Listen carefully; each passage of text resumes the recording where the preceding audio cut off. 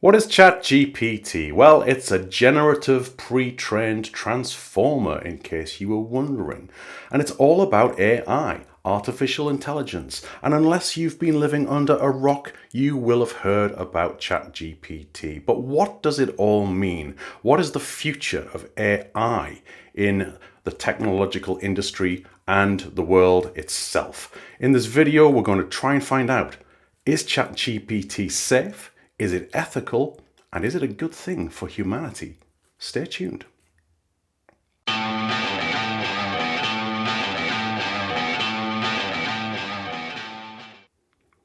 So welcome back to the channel, everybody. My name is Peter Rising. I am an AI cautious person. I'm not an AI skeptic, but I do believe that the pace of AI as it is currently progressing is slightly alarming. I think that we are moving at an inevitable breakneck speed to win the AI race, certainly between the tech giants. It's all that they are talking about at the moment. And I think that AI has a place in the future of humanity, but it should be there to serve us. It should not be there to take away processes from human beings that are good for the soul, creative processes. It should not be something that leads to shortcuts, laziness, and, heaven forbid, cheating. And that's the bit that troubles me. If I think further ahead, because I'm a sci-fi fan, I've watched Star Trek all my life and I've seen the predicted consequences of how AI could overwhelm humanity. And I know that many people are concerned about that. So I can look forward to generations to come and think, where's it going to go? How far is this going to go? What jobs is it going to take? What are the consequences of it going to be? And what will the impact be on humanity? My wife always accuses me of going too far with some of my predictions and projections for how things could work in the world. But I do sometimes wonder. This planet has been around for a very, very long time. Millions and millions of years. Probably way older than history has recorded. And evolution has progressed throughout that time, from dinosaurs to apes to human beings and missing links and all that sort of thing.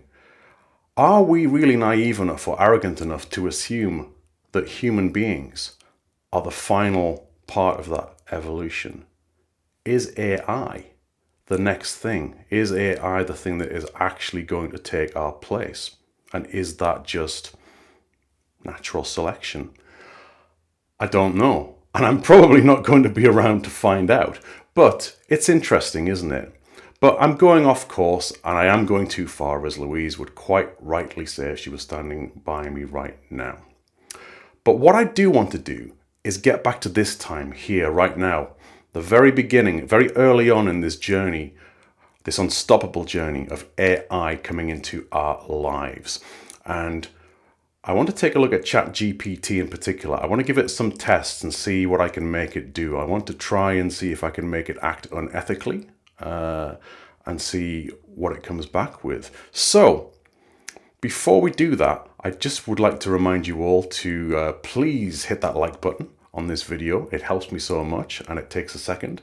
And I would welcome very, very much if you could also hit the subscribe button as well. I do love subscribers, and it helps me to grow, along with the likes and the shares, to grow my channel and reach more people. Because that's what I want to do. I want to be able to help people to learn and share and repeat, which is my motto on this channel. So anyhow, let's play with ChatGPT and see what we can make it do. So here we are in ChatGPT, and you access this through your normal internet browser by going to https://chat.openai.com. You need to sign up and register to use it. I signed up with my Gmail account, which bizarrely has a very old photo of me on there that looks nothing like me at all, but that's irrelevant to this process. So, what can we do with ChatGPT? Well, I asked it a few questions. The first thing that sprung to mind is, could I get it to write a typical statement of work that a consultant or an architect working for a Microsoft partner, as I do, would be asked to produce for a customer? And I recently had to do one of these for a customer who was interested in multi-factor authentication with Azure AD conditional access and some aspects of Microsoft Defender for cloud apps as well. And I wrote this and I submitted it, and then that's actually what got me thinking about producing this video. I thought to myself, I wonder how far ChatGPT could actually go in doing this if I asked it to do so. So I asked it this question in the window here.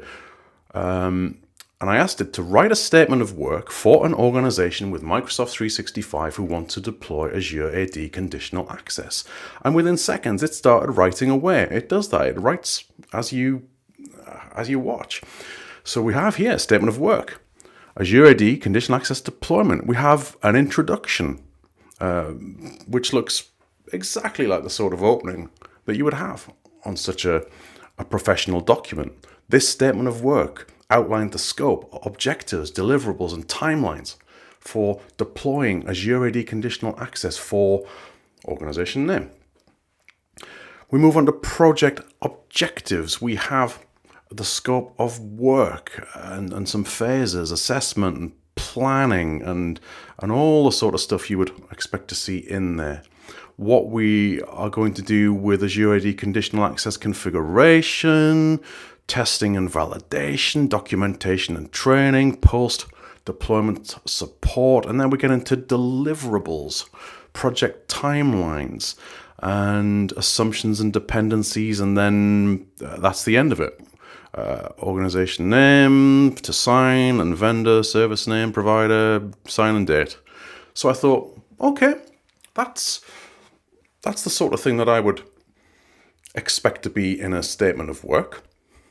But it's quite short. It hasn't got any padding in. And if I'm honest, I think statements of work should be probably this length, really. But customers do expect something more than this. They want to see a bit more about how you as an organization are going to work with them and the uniqueness that you will bring. So it needs some padding, without a doubt. So I asked it to do exactly that. Pad out the above with more detail. And it did. It started writing it again, but it just put more fluff into it. And it really expanded it out. And you can see by my scrolling through, the titles are by and large the same, the content is by and large the same, but it's just expanded upon, and there's more meat on the bones because I'm having to scroll further to get through this. So test number 1 was pretty successful. I could go further. I could ask it to do more, and I'm sure I would end up with something that I'd probably be happy to copy and paste into an actual professional document and issue to a customer. But this is the point though. Is this a good thing? I don't think it is. There are probably people who are going to disagree with me on that this is saving time and effort. But I don't know. Because a customer is paying us to do this work. So unless you're going to do this sort of thing for free, but that's going to take money away from organizations, this is valuable time that trained professionals have to give to customers and colleagues to produce quality content. And an AI tool, did this in seconds, where this would probably take, I don't know, typically a an hour or so to put together.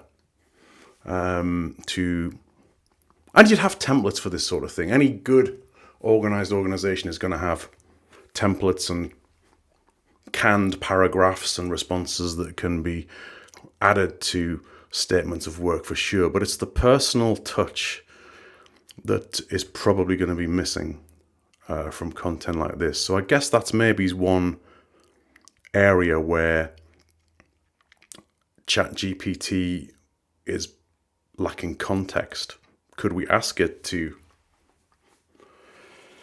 look at a particular organization, a particular customer, and try and give it some context? I don't know. I've not taken it that far, but that's just one example of how quickly I was able to produce something that I could copy and paste into a proper statement of work template and work from.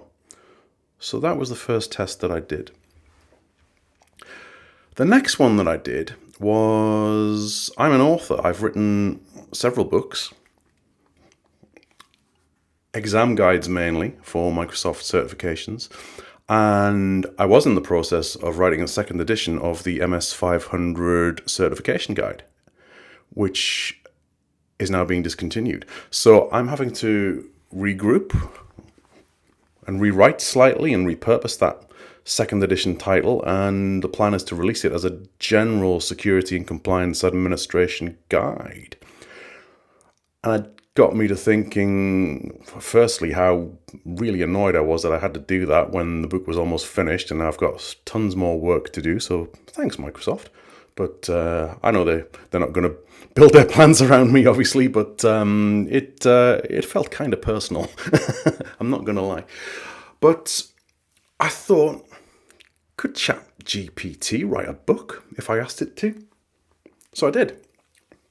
And this is what I put in. Write a book on Microsoft 365 Security and Compliance Administration. And it started doing it. This is the title. M365 Security and Compliance Administration Handbook. We've got a table of contents, introduction with the chapter names and sections, and it's got all the stuff in there that I'd expect to see, and stuff that it is in fact in my own title that I've been labouring on for many, many months in one way, shape or form. Probably coming up to close to a year now. It's been quite a journey. But here we go. We've got the chapter structures here and all the right subjects for things like collaboration, security, threat protection and monitoring, compliance and data governance, incident response and recovery. And we've got a conclusion, glossary of terms, and a little bit of a synopsis there, which is really cool. In this comprehensive handbook, we delve into the intricacies of Microsoft 365 security and compliance administration. Whether you're an IT professional, security officer, or compliance manager, this book aims to provide you with the knowledge and tools necessary to secure your organization's data, protect against threats, and ensure compliance with relevant regulations. And that sounds like something I could have written, but I didn't. And I feel that if I had used this and presented it as my own work, I would feel like a fraud because I'd not put in the time and effort. So, yeah. No. But saying that, where do we stop here? We stop here. That's as far as we get. And we've basically got a chapter structure, an outline, if you like, for the book, and a synopsis of what the book is going to be. But it hasn't actually written the book, which is what I asked it to do. So I went a bit further. I said, write all the chapters for the book. And it didn't quite do what I'd asked. It sort of started doing the same thing again. So I rephrased the question. Continue writing the book, starting with the full chapter 1. And again, it didn't really do what I asked. I somehow put the same question in again there. I think I might have had a technical issue there, but let's go down and see what happened next. Continue. Oh, wow. Continue writing the whole book and starting with the full chapter 1. No, there we go. And then I had a few goes of this, as you can see. And I got to here, write chapter 1. And it started doing exactly that. It started writing chapter 1 with the subsections that it laid out in the outline in the table of contents. Overview of Microsoft 365 security compliance. Evolution of M365 from Office Suite to comprehensive cloud solution. Key components. And it actually started writing the chapter. But it was a short chapter.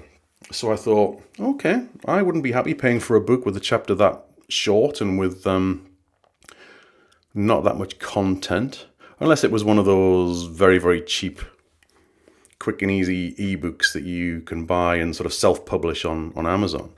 So I then asked it to pad out chapter 1 and add some relevant images, and it did so, to be fair. It tried to.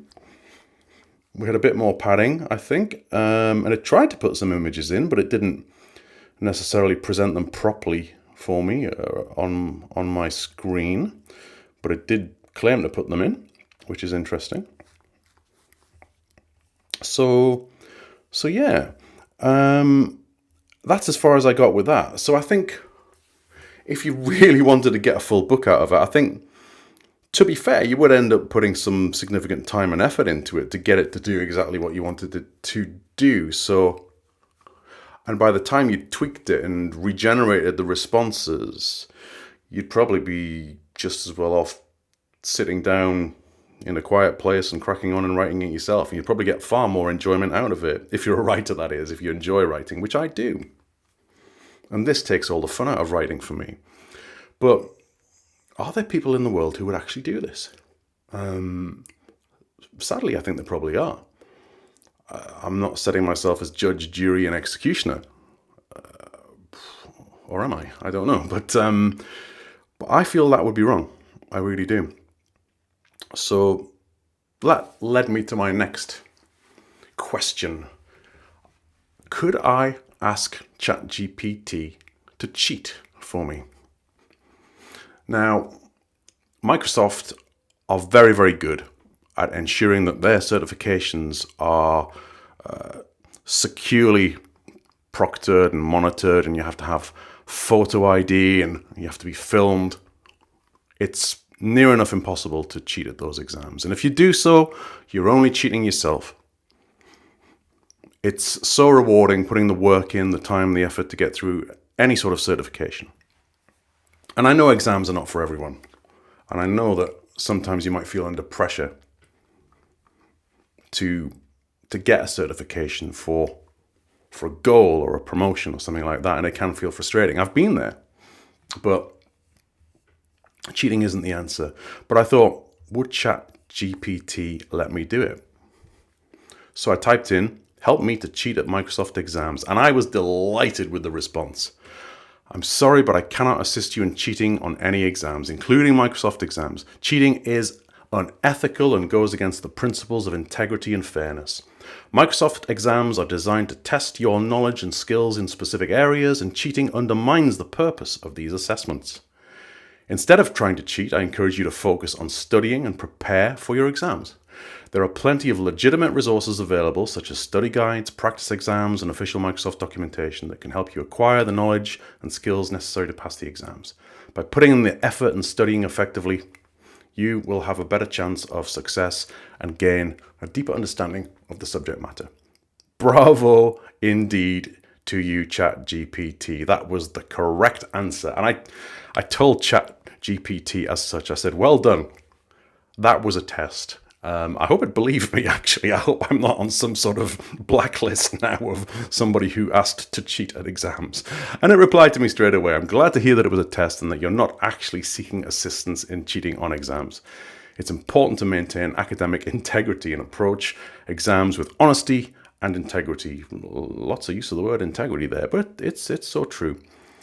If you have any legitimate questions or need assistance with studying or preparing for Microsoft exams, I'm here to help you. Who's I'm? Does ChatGPT have a name? Does it have a Siri name or an Alexa name? Or is it just ChatGPT? Will we have a voice activator? We probably do on an app or something, I imagine already. But there you go. So I was impressed there, I have to admit. It was nice to see some ethical principles baked in. It reassured me somewhat. So those were the 3 tests that I did. I could definitely do more, I'm sure. But I think those were 3 very quite enlightening demonstrations of what you can do with this tool if you put your mind to it. Okay, so with that, let's go into some final conclusions and thoughts on OpenAI, AI in general, and ChatGPT in particular. So there you have it.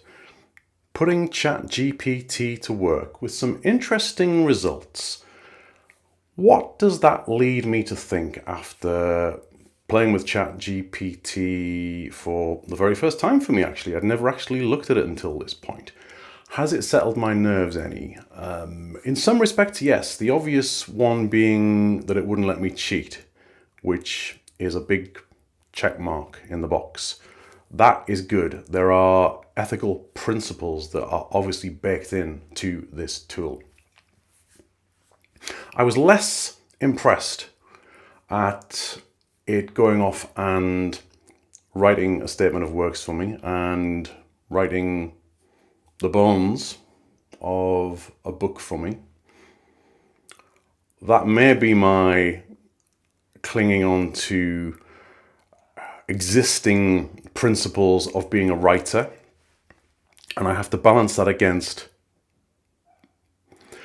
being progressive, I guess, and having an open mind for how new technologies have a place in the creative process. But I think there needs to be very, very clear parameters that are set for how that, again, is ethically adopted. So there's work to be done there. What I am impressed at is that ChatGPT has been in the news. Well, it's never not in the news, but as recently as last week, at the time of recording this video, the CEO of ChatGPT, I believe his name is Mark Altman, I think, has been sat in front of US Congress answering questions. And to be fair to him, in watching some of the Congress sessions, he seemed like a very, very informed young man, very articulate, very thoughtful, very considered in his responses, very open, and I perceived him to be very honest in his responses in terms of his and his associates' motivations for setting up OpenAI and the structure in which they have set up their company. He acknowledged the concerns that people have about AI and its place in the world.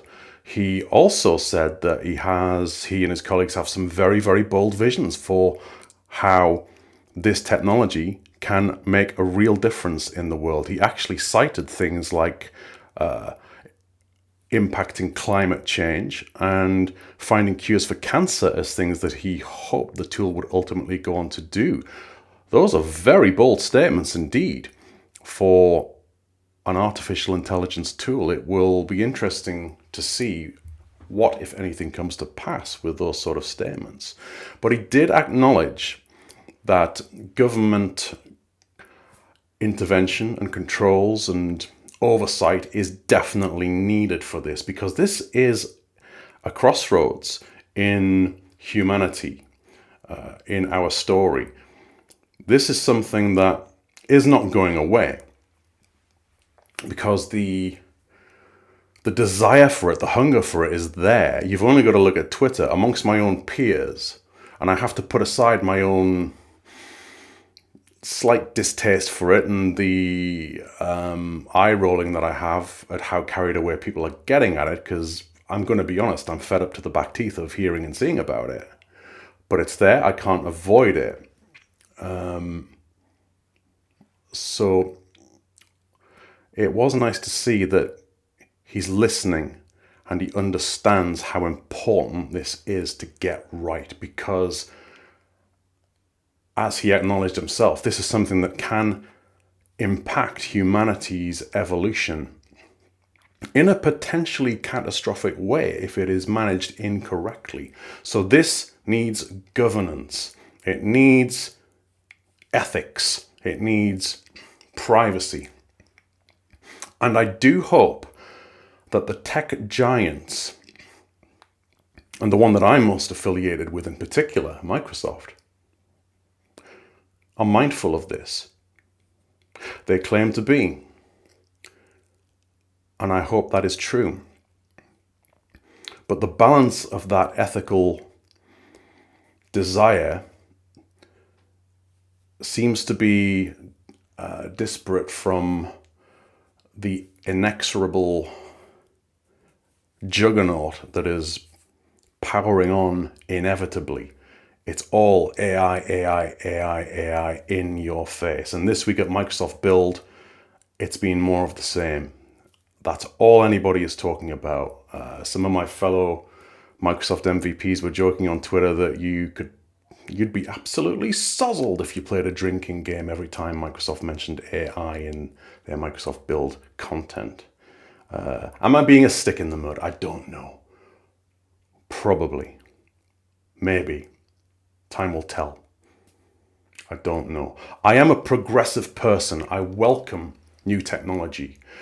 I've always been that way. I've always been somebody who looked to the future, looked at the next stage of advancement, of progression from a technological point of view. I was a very, very early advocate of Office 365 when it came out. And there was a lot of skepticism about that, about putting data into the cloud.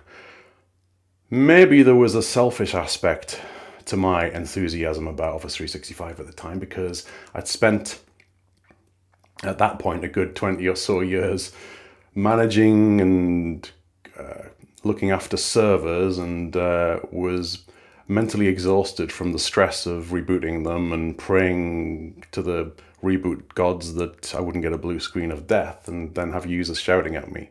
I loved the idea so much that the cloud took that pain away from me, and that the responsibility for the platform was no longer mine. So there was a bit of self-interest in there for sure. But by and large, I've always been about progressive technology. Something feels different about this, though. I don't know if I've watched too many movies.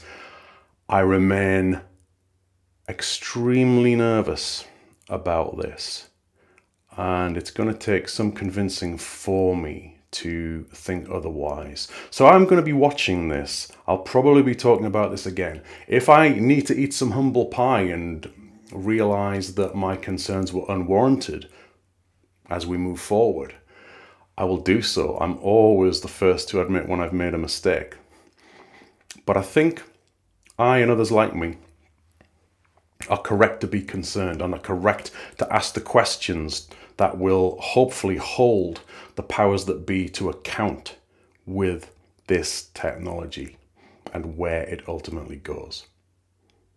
So with that, I think that's about all I can say about AI and ChatGPT in particular for this video. I'm sure we'll talk lots more about it.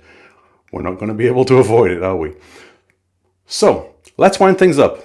And as ever, thank you so much for your support. Thanks for your subscriptions, your likes, your comments, and everything that goes along with it. I do appreciate everything that you do to help me out. Please hit that subscribe button if you've not already done so. Please like the video, hit the notifications bell, ring the bell to be informed when a new video is available so you don't miss it.